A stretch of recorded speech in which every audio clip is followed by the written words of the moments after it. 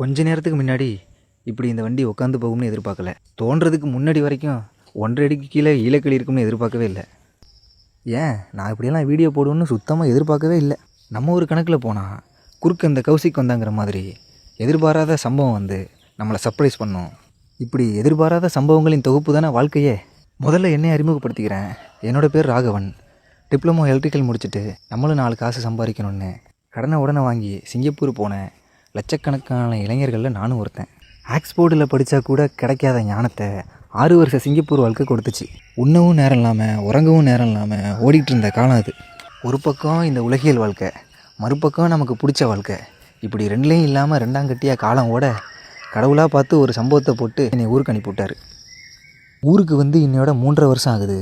இந்த 3.5 வருஷத்தில் 2 வருஷம் இந்தியா முழுக்க பல மாநிலங்களில் சுற்றியிருக்கேன். பல விவசாயிகளை சந்திச்சிருக்கேன்.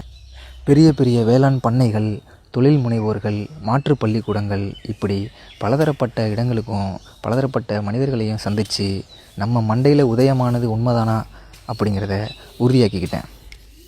இப்படி தொடர்ந்த தேடுதலும் பல கேள்விகளோட விளைவாக எதர்ச்சையாக பல புள்ளிகளை இணைக்கிற விதமாக பெர்மாகல்ச்சர் அப்படிங்கிற ஒரு ஜங்ஷனில் என்னையை கொண்டு இணைச்சது.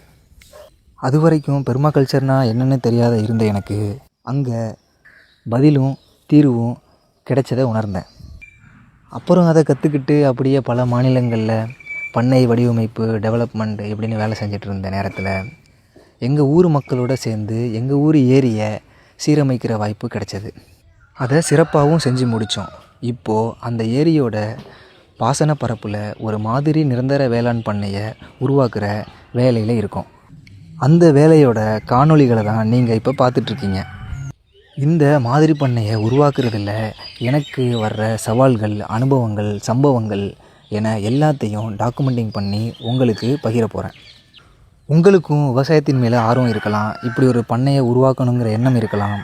விவசாயத்தின் மீதும் தற்சார்பு வாழ்வியல் மீதும் ஆர்வம் இருக்கிற ஒவ்வொருத்தவங்களுக்கும் இந்த காணொளிகள் கண்டிப்பாக பயனுள்ளதாக இருக்கும். ஆர்வம் இருந்ததுன்னா உங்களை மாதிரியே எண்ணமுடைய உங்கள் உறவினர்களுக்கும், வெளிநாட்டில் இருந்து எதையாவது பண்ணணும்னு நினச்சிட்ருக்க உங்கள் நண்பர்களுக்கும் இந்த காணொளிகளை பகிருங்க. அடுத்த சம்பவத்தில் சந்திப்போம்.